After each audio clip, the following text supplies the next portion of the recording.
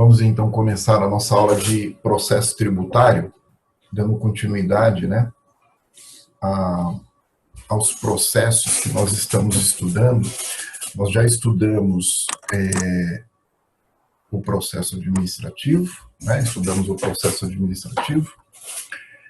E se vocês se lembram bem, né, aquela linha do tempo, que eu já abrirei aqui, mas que vocês já viram várias vezes, a linha do tempo do crédito tributário, né, ela termina, né, nós paramos aquela linha, pelo menos até agora, no momento em que ocorre a inscrição em dívida ativa do crédito tributário e, subsequentemente, uma medida judicial. Portanto, repare, né, nós estamos saindo da fase administrativa, né, e ingressando na fase judicial. Então, uma medida judicial é proposta pelo sujeito ativo da obrigação tributária, né, pela pessoa jurídica de direito público, com competência para a instituição, cobrança daquele tributo, né? Então, lógico, a depender do tributo, nós teremos ali uma legitimidade ativa na ação da execução fiscal correspondente. Eu posso ter, por exemplo, dívida, um débito tributário de ICMS, e, evidentemente, quem irá propor uma execução fiscal para cobrança deste crédito tributário será o respectivo Estado, né? Vamos pegar aqui os exemplos locais, né? Débito de ICMS, valores não recolhidos de IPVA, valores não recolhidos do imposto sobre doações ou transmissão causa-mortes, né? São todos tributos de competência do Estado de São Paulo, né? Portanto, teríamos aí, como nós veremos daqui a pouco, uma execução fiscal proposta pela Fazenda Pública do Estado de São Paulo, né? A Procuradoria-Geral do Estado, portanto, né, representando a Fazenda Pública do Estado de São Paulo, propõe uma ação de execução fiscal. E aí, de novo, né, eu estou ressaltando aqui, né, nós deixamos a esfera administrativa, né, as questões relacionadas a este débito, por exemplo, né, não serão resolvidas mais na Secretaria de Estado da Fazenda, né, já serão resolvidas, né, pela Procuradoria-Geral do Estado, que é quem assume, quem recebe o bastão pertinente a este débito tributário e deverá, então, que adotar as medidas para a cobrança deste crédito. Essa execução fiscal, gente, é uma execução fiscal regida primordialmente por uma lei processual especial, que é a Lei 6.830 de 80. Esta mesma lei indica como norma subsidiária o Código de Processo Civil. Aí vocês vão lembrar que lá na primeira aula, um dos primeiros comentários que eu fiz sobre a nossa disciplina, né, que, muito embora o nome dela fosse processo tributário, nós estaríamos estudando durante o semestre também, além do processo administrativo, evidentemente, o processo civil, né? O processo tributário, né, nada mais é do que um processo civil, né? Um processo para cobrança de valores devidos por um devedor para um credor, né? Então, evidentemente, né, em razão do interesse público, em razão da pessoa jurídica de direito público envolvida nessa relação obrigacional, né, nós temos aí um regramento diferenciado. Esse regramento diferenciado é a Lei 6.830 de 80. Então, a situação agora muda um pouco de figura. Até então, nós falávamos de processo administrativo, né, associado ao quê? Associado a uma lei ordinária local, né? Então, nós temos, por exemplo, a lei ordinária do processo administrativo federal, a lei ordinária do processo administrativo do Estado de São Paulo, a lei ordinária do processo administrativo do município de São Paulo. Agora, em se tratando de processo judicial, qual é a situação? A situação é que nós temos uma lei nacional, uma norma nacional. A competência para legislar sobre o processo civil, né, é somente da União Federal, né? Então, eu vou abrir aqui agora. Eu vou abrir muito bem. Tá aí um slide que vocês já viram muitas vezes, né? A linha do tempo do crédito tributário. Vocês verão praticamente durante todo o nosso curso, tá? É uma linha que eu apresentei para vocês quando nós tratamos do processo administrativo tributário. Volto a falar sobre essa linha do tempo agora, que nós estamos tratando sobre execução fiscal. Continuarei mostrando essa linha do tempo do crédito tributário quando nós avançarmos para outras medidas judiciais, né? Então, só para relembrarmos aqui, né? Reparem vocês que eu coloco nesta linha do tempo todo o suporte normativo associado ao crédito tributário, né? Começando ali pela Constituição Federal, destacando aspectos importantes da tributação na Constituição Federal. Então, repara, ó, eu coloquei ali elementos do capítulo de tributação, como competência tributária, e aí eu acabei de mencionar para vocês agora, né? Em se tratando de ICMS, a competência do Estado. Em se tratando de ISS, a competência para a execução fiscal seria do município, né? Imposto de renda, a competência seria da União Federal, né? Teremos, portanto, uma medida judicial de execução fiscal proposta pela PGFN, pela Procuradoria-Geral da Fazenda Nacional, né? Mas a Constituição também trata de outros temas igualmente importantes, como imunidades, as limitações constitucionais ao poder de tributar, né? Princípios, e nós, durante as aulas, mencionamos diversos princípios, como o próprio princípio da estrita legalidade, o princípio da anterioridade, o princípio do não confisco, e, por último ali, né, a previsão constitucional de reserva de lei complementar para dispor sobre normas gerais em matéria tributária. Eu sempre volto nesse tema, eu sempre chamo a atenção de vocês, por quê?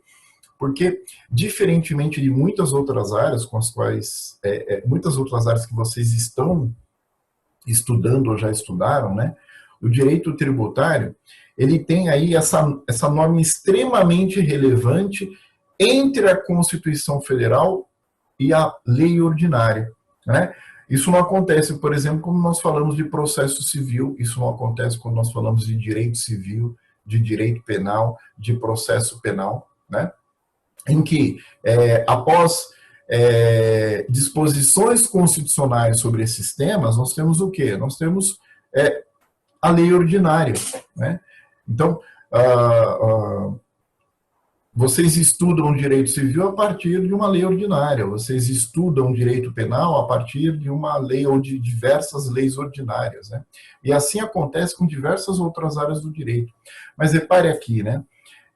No direito tributário, por disposição constitucional, né? Então nós já lemos aí algumas vezes que o artigo 146 do Código Tributário Nacional estabelece essa reserva de lei complementar para certos temas tributários, né? Em especial, né, normas gerais, né? Normas gerais sobre matéria tributária, né? E aí a nossa principal norma geral é o Código Tributário Nacional. O Código Tributário Nacional, né, que foi instituído como uma lei ordinária, né, portanto, formalmente, ou na sua forma, ele é uma lei ordinária, mas que foi posteriormente recepcionado pela Constituição Federal, pelo seu conteúdo, pela sua matéria, como uma lei complementar, né? Então, nós podemos dizer que o Código Tributário Nacional é, na sua forma, ou formalmente, uma lei ordinária, mas pela matéria, ou materialmente, uma lei complementar. Formalmente, uma lei ordinária, mas materialmente, uma lei complementar. né? E isso em 1966. Depois disso, diversas outras leis complementares foram publicadas e aí, evidentemente, vale aquela regra que todos conhecemos, né? Norma posterior derroga a norma anterior. Então, a Lei Complementar 87 de 96 é justamente a Lei Complementar do ICMS, né? A Lei Complementar 116 de 2003, a Lei do ISS.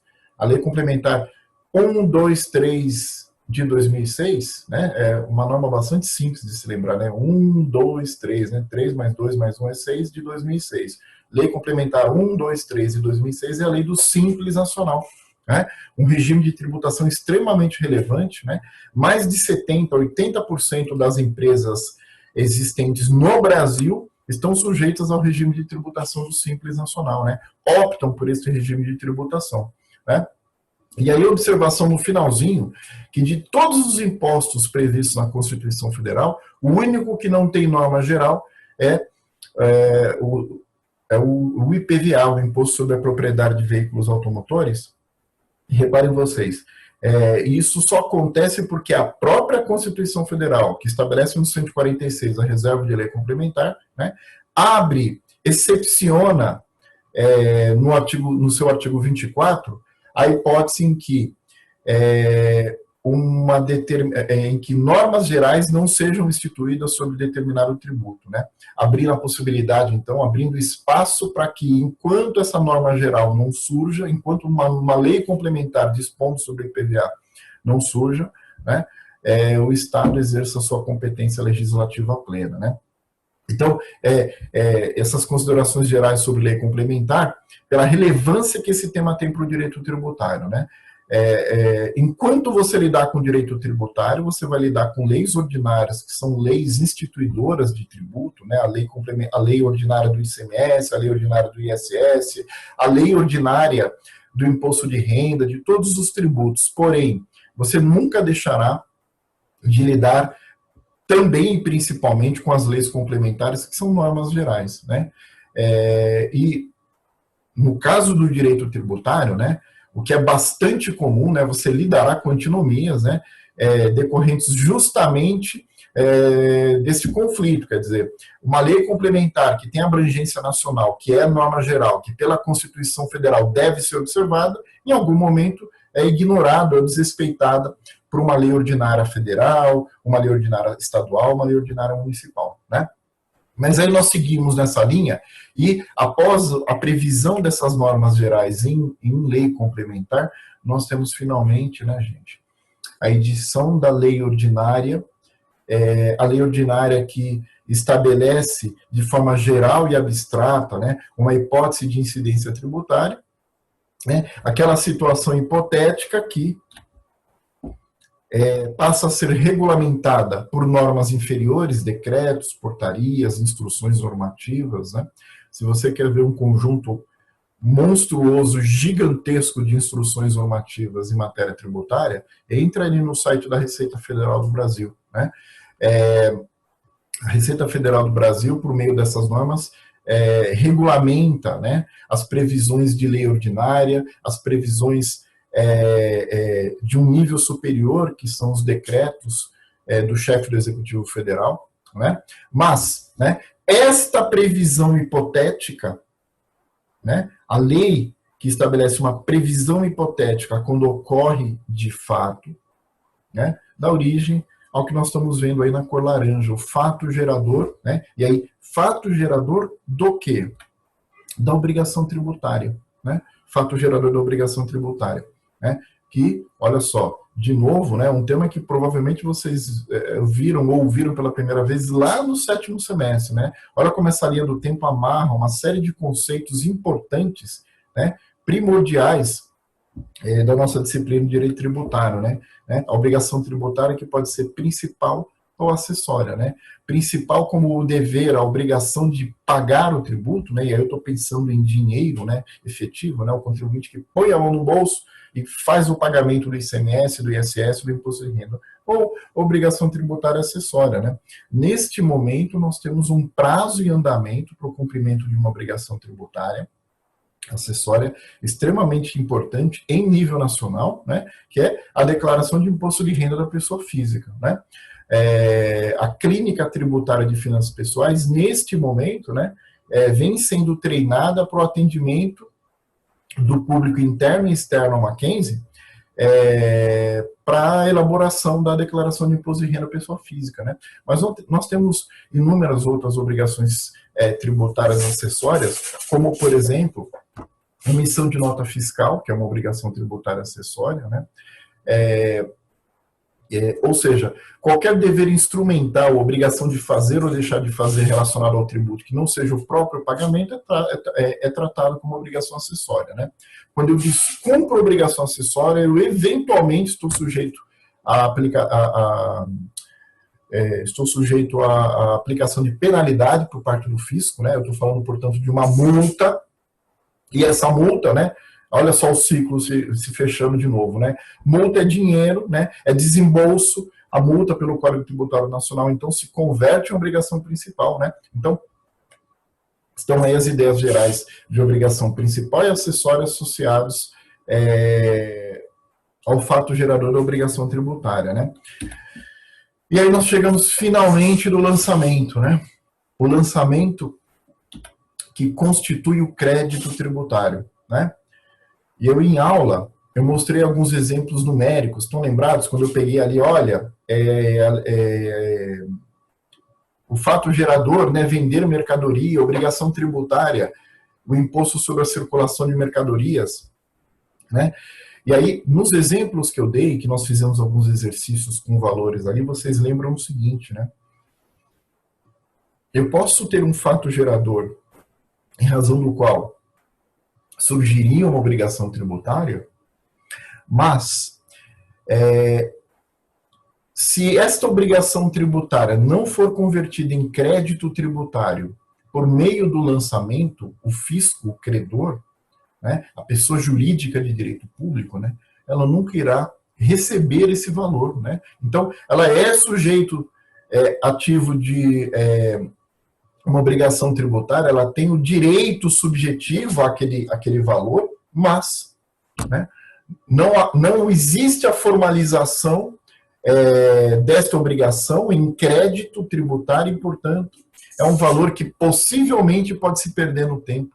Nunca será recebido pela União, nunca será recebido pelo Estado, nunca será recebido pelo município, né? Então, o lançamento tributário constitui o crédito tributário, né? É o ato formal de constituição do crédito tributário. E aí nós vimos que o CTN, que é norma geral para dispor sobre lançamento, né? Lançamento é um dos temas que a Constituição diz, olha, isso é norma geral.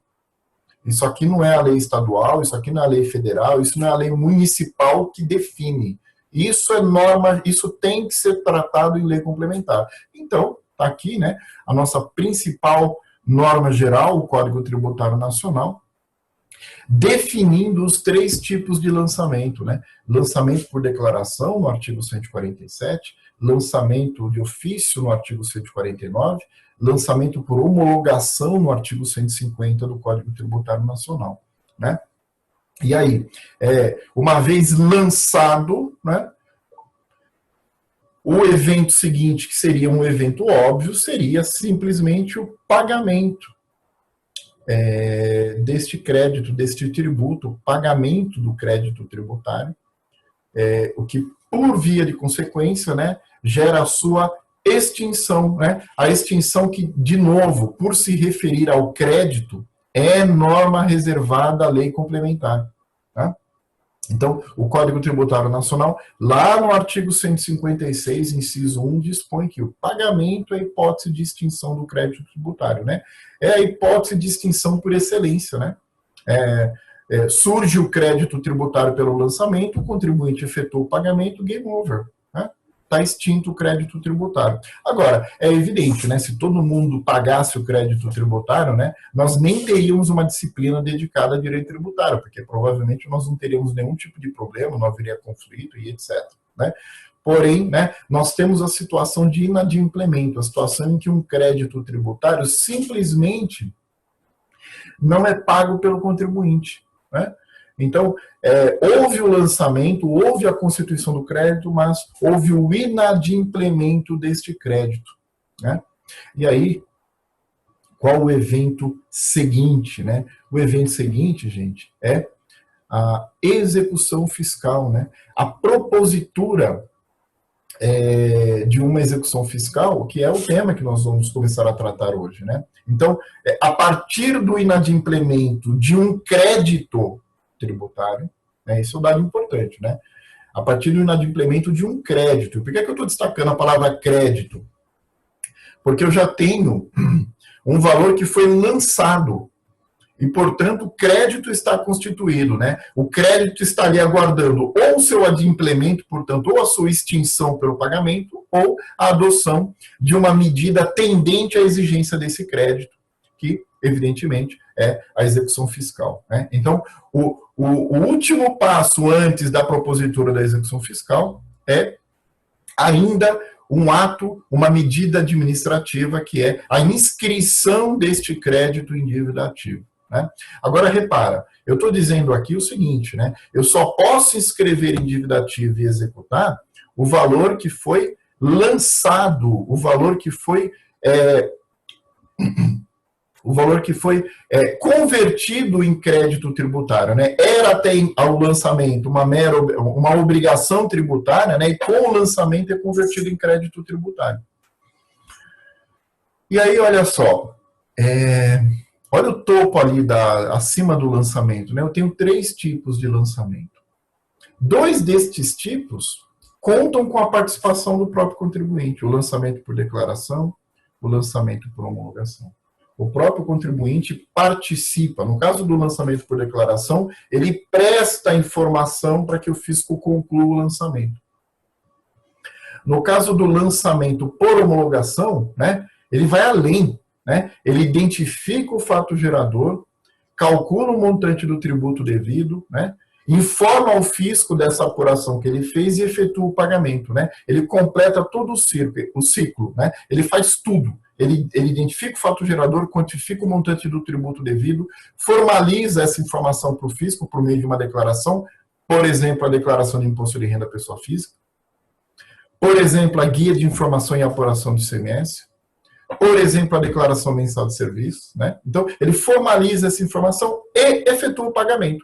Se ele declarou, né, e efetuou o pagamento, está lá, extinção do crédito tributário pelo pagamento, artigo 156, inciso 1 do Código Tributário Nacional.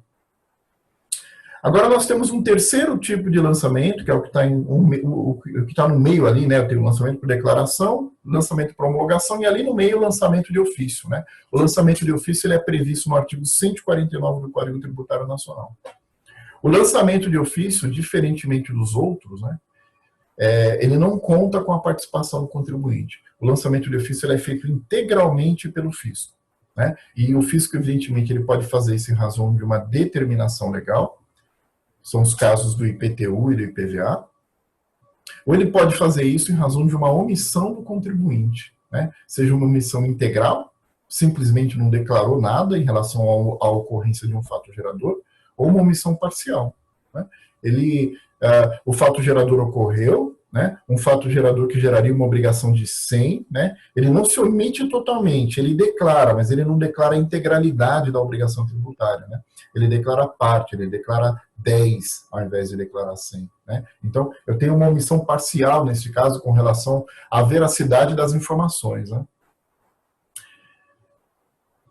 No caso do lançamento de ofício, né, a constituição do crédito por sua realização por parte do fisco, né, não tem necessariamente, né, a sequência de eventos que nós vemos aí para baixo da linha do tempo do crédito tributário. Então, o lançamento foi feito, ele é de ofício, constituiu o crédito, se o contribuinte, né, recebeu ali o lançamento de ofício, né, eu mostrei para vocês autos de infração, diversos exemplos de auto de infração, ele recebeu ali o auto de infração e ele pagou, ok, tivemos o mesmo fim. O pagamento representa extinção do crédito, artigo 156, inciso 1, game over, fim da linha, a coisa para aí. Mas é possível que o contribuinte discorde daquele valor que foi lançado, E, sendo, portanto, um lançamento do qual ele não participou, ele não colaborou, ele não prestou informação, né, ele tem direito, surge aí o direito do contribuinte ao contraditório, à ampla defesa, no que nós chamamos de processo administrativo fiscal ou processo administrativo tributário. Foi isso que nós estudamos, né? Se, a partir do debate que é travado, do contraditório que é travado dentro deste processo administrativo, o fisco reconhece a razão do contribuinte, né? Ele pode anular o lançamento total ou parcialmente, e aí voltamos para o artigo 156 do Código Tributário Nacional, né? Onde um dos incisos é justamente a hipótese de extinção por decisão final proferida na esfera administrativa, né? Seria, por exemplo, a Secretaria da Fazenda de São Paulo, a Receita Federal do Brasil em relação a tributos federais, ou a Prefeitura do município de São Paulo em relação a tributos municipais como o ISS, o ITBI, o IPTU, em relação a esses tributos que são da sua competência, né? Essas pessoas jurídicas de direito público reconhecendo, por meio dos seus órgãos fiscais, que houve um erro, né? O lançamento ali não deveria ter ocorrido, né, daquela forma, ou deveria ter ocorrido, mas, por exemplo, por um valor menor, por um valor inferior, né? Nós temos, então, uma decisão administrativa que, após o final, uma vez que ela seja uma decisão terminativa, que acabou, não tem mais discussão administrativa, vamos chamar aí de trânsito em julgado administrativo, né, o resultado é o quê? A extinção total ou parcial do crédito tributário. E aí, a nossa linha termina aí. Não acontece mais nada, né? O próprio fisco reconheceu que tinha errado. Agora, a verdade é que na maioria das vezes não é isso que acontece. Na maioria das vezes, o próprio fisco, né, chancela, o próprio fisco ratifica, né, o ato administrativo de lançamento tributário, né? E uma vez que esse ato foi ratificado, né, não há mais hipótese de recurso para o contribuinte, esse débito será inscrito em dívida ativa e, subsequentemente, após a inscrição em dívida ativa, né, chegará no mesmo ponto que nós chegamos por se os lançamentos tivessem sido por declaração ou homologação, né, na execução fiscal. Né? A execução fiscal, portanto, gente, é o único meio previsto no nosso ordenamento jurídico para a cobrança forçada do crédito tributário. Né? O fisco, né, ele precisa necessariamente passar por este caminho, né? Ele precisa acionar o Poder Judiciário, né, para que o Estado, detentor do monopólio do uso da força, então, né, adote ali mecanismos tendentes à exigência desse valor, à exigência desse crédito tributário, né? E aí, como nós veremos, né, essas medidas elas podem ir da mera determinação, intimação do contribuinte para que ele efetue o pagamento, né, até medidas mais drásticas, como a expropriação de bens, que pode se dar, por exemplo, pelo bloqueio de contas do contribuinte, pela penhora de bens móveis e imóveis, né, até a liquidação do crédito tributário. Ok? Então, está aí a nossa linha do tempo totalmente aberta, né? E aí eu vou, neste momento, sair aqui da nossa linha do tempo do crédito tributário. Execução fiscal, ela é uma medida adotada pelo fisco para a cobrança de valores que lhes são devidos. E o primeiro dado importante que eu trago para vocês sobre execução fiscal, né, além, evidentemente, de que é um processo regido por lei especial, é um processo regido pela lei de execução fiscal, né? Gente, a lei de execução fiscal é de 1980, né? Fazendo aniversário já, 40 anos de lei de execução fiscal, né? Quando foi publicada, nós ainda tínhamos o Código de Processo Civil do início do século, né? Ela atravessou aí, portanto, está indo para o seu segundo Código Civil, né? E portanto, uma lei processual especial, né? Mas ela mesma dispõe, o Código de Processo Civil é de aplicação subsidiária. E aí, gente, repara só, A lei de execução fiscal estabelece o procedimento para cobrança da dívida ativa da União, do Estado, dos municípios, distritos federais e respectivas autarquias. Repara, cobrança da dívida ativa. E aí o dado importante é o seguinte: a dívida ativa não é composta apenas por débitos de natureza tributária. A dívida ativa não é composta apenas por débitos de natureza tributária. Do ponto de vista de volume, sim, sem dúvida nenhuma, né, o débito mais relevante são os débitos que têm natureza tributária. Mas outros valores devidos à fazenda pública, devidos à União, devido aos estados, devido aos municípios, né, são valores cuja cobrança necessariamente dar-se-á por meio de uma execução fiscal, né? Para pegar um exemplo simples, a cobrança de multa de trânsito, né? Nós já aprendemos que multa de trânsito não é um tributo, né?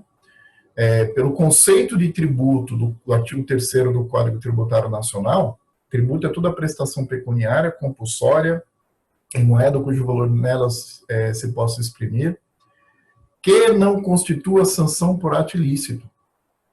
Né? O que é uma multa, se não uma sanção por ato ilícito? Né? Então, se você é multado, né, às vezes a pessoa tem lá 30, 40, 50 multas, né? Como é que o Estado recebe esse valor? Né? Ele recebe por meio de uma execução fiscal. Né? Ele inscreve esse valor em dívida ativa e distribui uma execução fiscal, sujeita a todo o regramento que nós estamos estudando aqui agora, com um detalhe, né? O valor que está sendo executado não tem natureza tributária. Né? Um outro exemplo, né? Uma empresa que é multada pela CETESB por violação da legislação ambiental. Né? Eu estou falando de uma multa ambiental. Multa ambiental. O que isso tem de tributário? Absolutamente nada. Né? Uma multa ambiental não tem natureza tributária. Né? Mas, uma vez que o contribuinte foi multado, esse valor será inscrito em dívida ativa e dará origem a uma execução fiscal. Né? O que nós temos que lembrar, né, que é muito importante, né? Se nós temos débitos que não têm natureza tributária, né, as normas que darão suporte a este valor, evidentemente, não serão as normas de natureza tributária. Então, por exemplo, em relação à cobrança de uma multa de trânsito, em relação à cobrança de uma multa de natureza ambiental, eu não uso,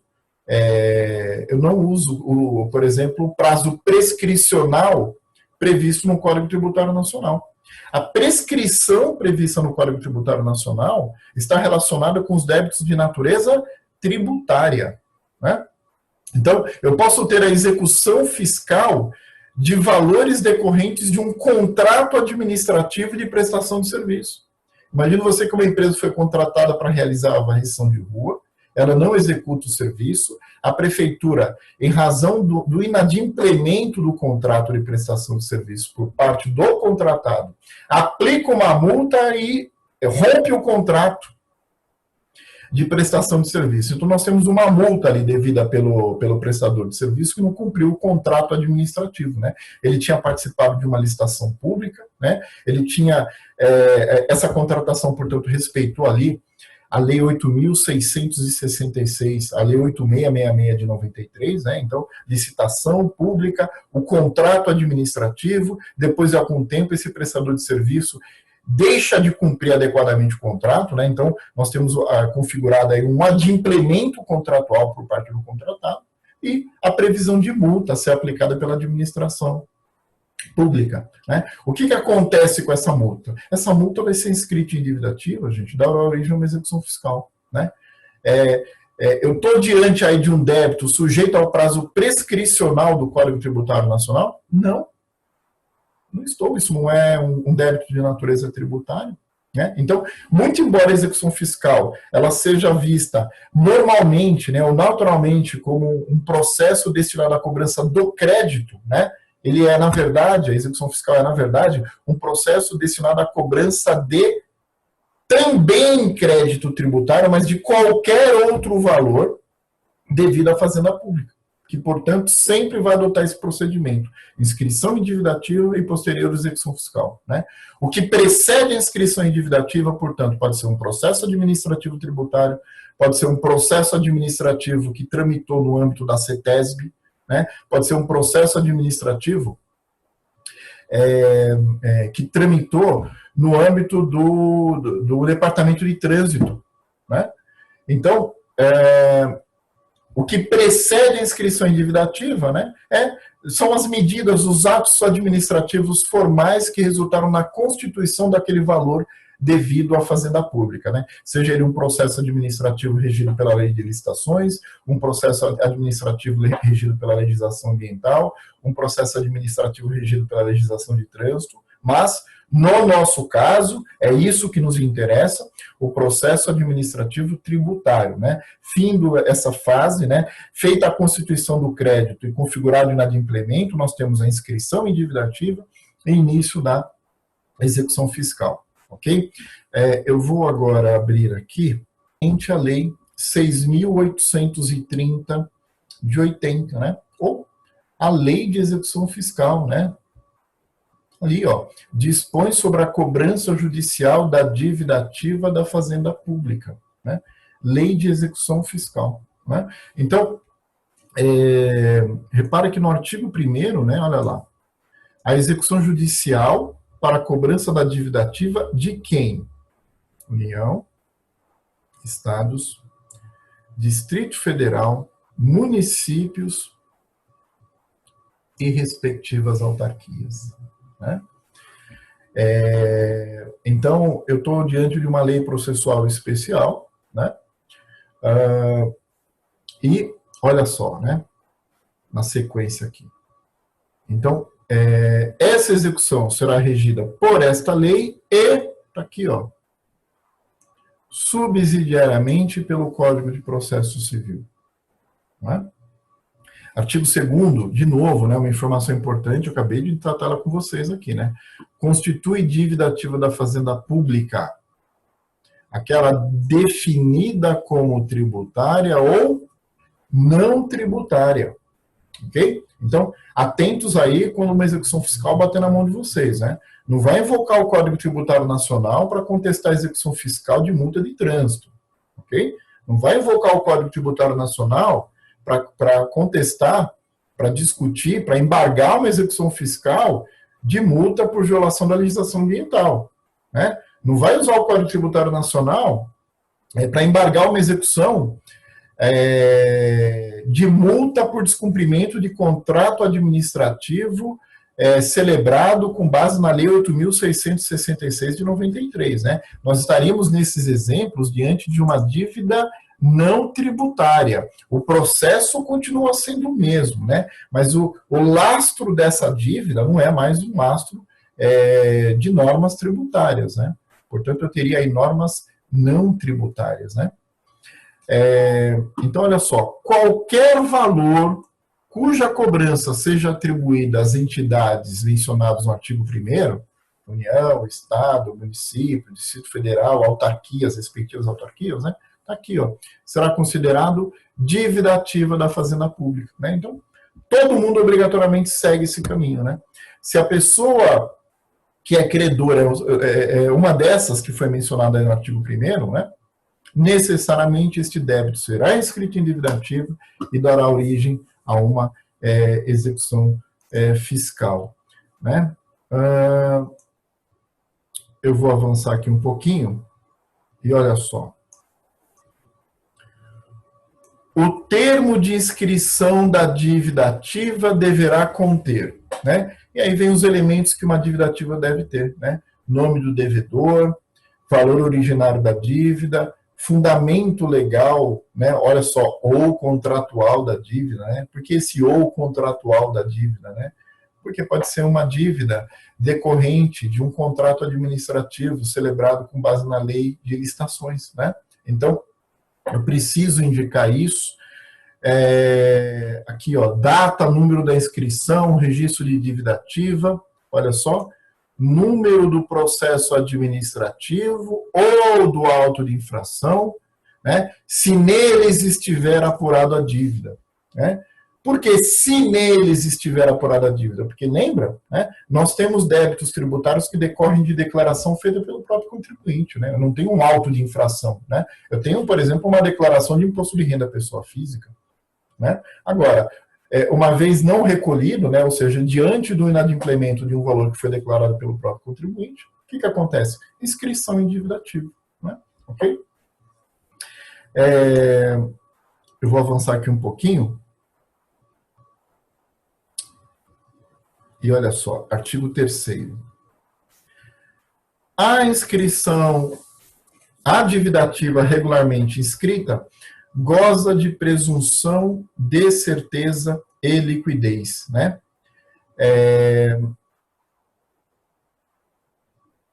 A dívida ativa regularmente inscrita goza de presunção de certeza e liquidez, né? O parágrafo único, olha só, esta presunção, né, ela é relativa, né? Ou seja, presunção de certeza e liquidez, mas que é relativa. Gente, o termo de inscrição em dívida ativa, né? O termo de inscrição em dívida ativa é considerado título executivo extrajudicial. Nós temos outros exemplos de títulos executivos extrajudiciais que vocês já aprenderam ao longo do curso, né? Por exemplo, o cheque, né?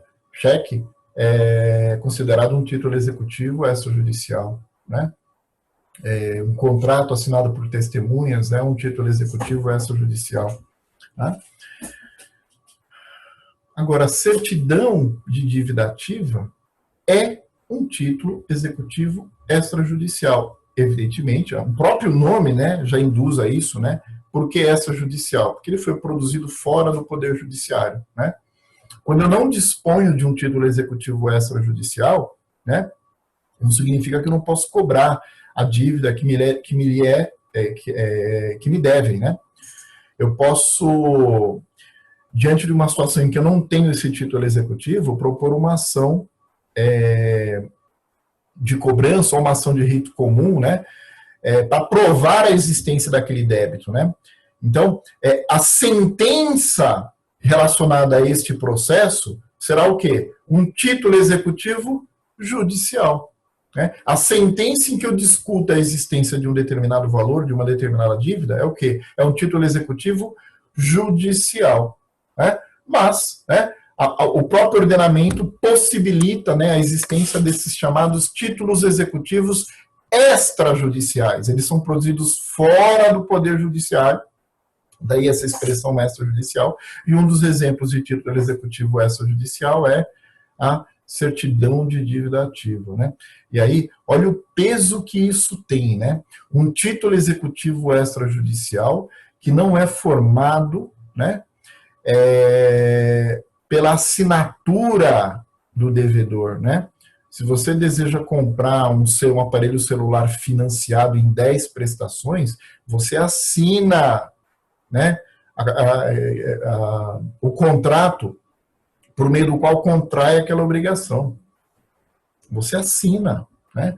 Há uma manifestação de vontade inequívoca.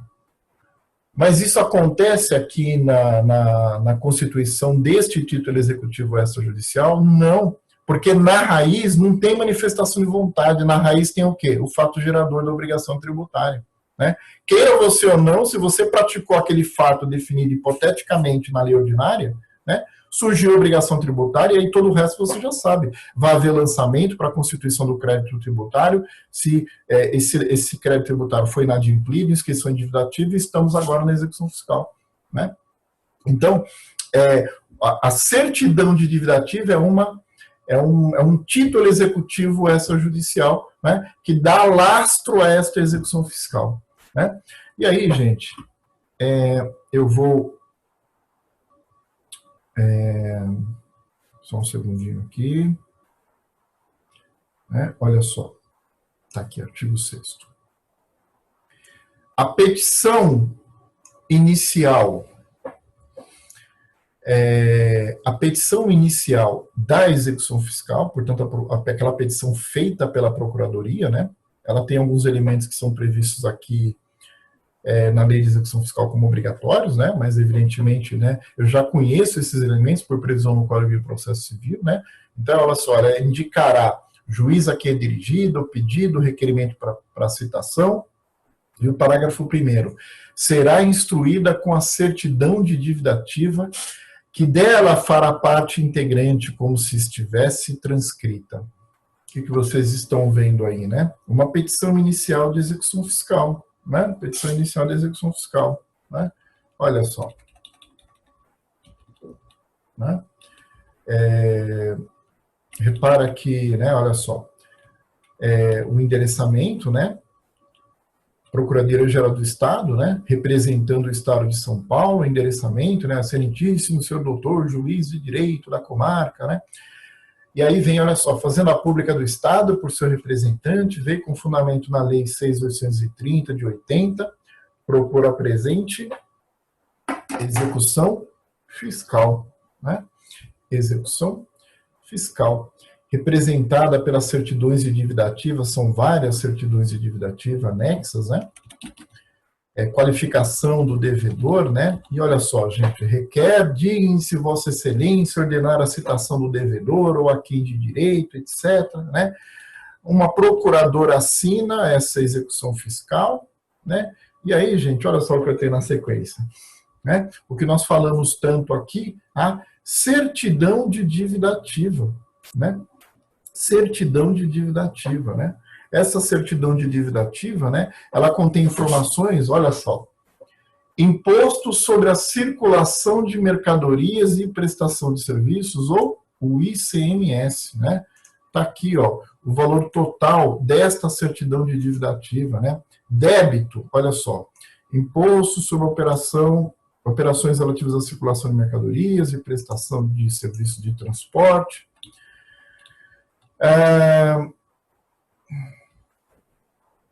Tá aqui, né? Data da notificação ao contribuinte, o valor inscrito em dívida ativa, né? E olha que curioso, né? Eu saio aqui desta primeira parte, né? Eu tenho uma segunda página aqui na certidão de dívida ativa, que tem a fundamentação deste débito, né? E olha que curioso, aqui embaixo no campo observações, gente. Data de entrega da GIA. O que é GIA? Guia de Informação e Apuração do ICMS. Ou, né, um clássico exemplo de lançamento por homologação, né? O ICMS é tributo sujeito a lançamento por homologação, né? Este lançamento, portanto, né, ele é feito pelo próprio contribuinte, que informa ao fisco por meio da GIA, Guia de Informação e Apuração do ICMS, né? Então, olha lá em cima agora, né? Histórico fundamento legal, né? Olha aqui em cima, né? Olha só. Né? A importância supra refere-se ao ICMS proveniente de débito declarado e não pago. O que isso significa, gente? Isso significa que este valor, né? Isso significa que este valor, lembra da linha do tempo que nós acabamos de passar aí agora na tela, né? Este valor ele foi declarado pelo próprio contribuinte no contexto de lançamento por homologação, né? Então, na linha de cima, na parte de cima da linha, eu tenho ali lançamento, né? Na parte de baixo da linha, crédito tributário, né? E aí, descendo um pouquinho, lembra? Se houvesse o pagamento, seria extinção, mas como não houve, né? Diante do inadimplemento, o que a Fazenda Pública do Estado de São Paulo fez? Inscreveu em dívida ativa. Você está olhando aqui a certidão de dívida ativa. Por que essa inscrição foi feita em dívida ativa? Sem um processo administrativo, tributário, em que o contribuinte pudesse ali exercer o seu direito de contraditório e ampla defesa. Por quê? Está aí a resposta, né? Porque este valor que está sendo executado, né, decorre, né, olha só, a importância supra refere-se ao ICMS proveniente de débito declarado e não pago, né? O contribuinte, então, entregou a GIA, lançamento para homologação constituiu o crédito, portanto, débito declarado pelo contribuinte, né? E aí, um pouquinho abaixo na linha do tempo, eu coloco aqui, inadimplemento, né? Débito declarado e não pago, o que o fisco faz? Direto para a dívida ativa, né? Sem parada nenhuma, né? O contribuinte declarou que deve, não pagou, venceu, dívida ativa direto, né? Continua aqui a certidão de dívida ativa. Sobre o ICMS, incidem juros de mora, multa. Ele continua ali, olha, a gente vai fazer atualização, os juros aqui serão baseados na taxa Selic, né?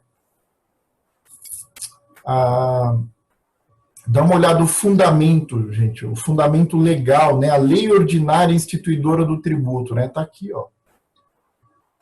Artigo 49 da Lei Estadual 6.374/89, né? É a lei do ICMS aqui do Estado de São Paulo, né? Nós temos uma lei dessa para cada um dos 26 estados da federação, nós temos uma lei dessa, uma lei distrital, né? Referente relativa ao Distrito Federal, nós temos quase 6.000, né, 5.600 leis ordinárias municipais relacionadas ao ISS. Né?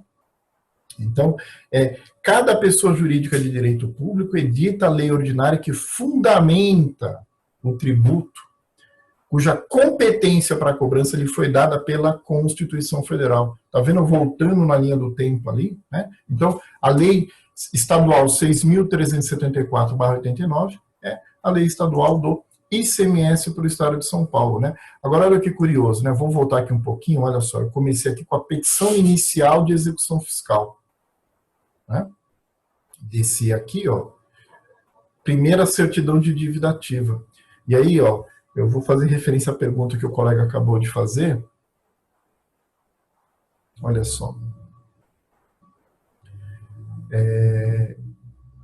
E a minha resposta foi, eu posso ter mais de uma CDA, certidão de dívida ativa na execução. Olha outra CDA aqui, né? Continua sendo uma CDA sobre ICMS. Está aqui os mesmos fundamentos novamente. Outra CDA, os mesmos fundamentos. Outra CDA, os mesmos fundamentos, né? São 4 CDAs nessa execução. As CDAs, elas têm que necessariamente versar sobre o mesmo tributo? Não. No caso federal, por exemplo, é comum você ver uma execução fiscal de, por exemplo, imposto de renda, contribuição social sobre o lucro líquido, ou PIS, COFINS, né? A mesma execução fiscal versando sobre diversos tributos. Isso pode acontecer, né?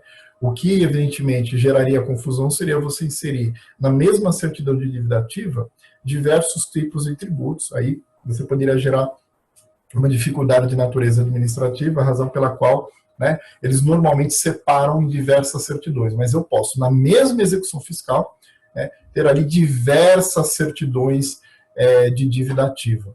Ok? Então, eu vou aqui, ó, subir de novo, né? Tá aqui, né? Estou diante de uma... tá aqui, ó.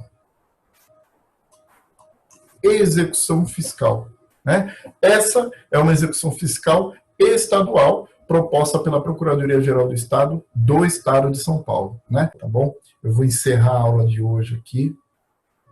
Cuidem-se, bastante álcool gel na mão e nos vemos a semana que vem, ok? Muito obrigado, gente.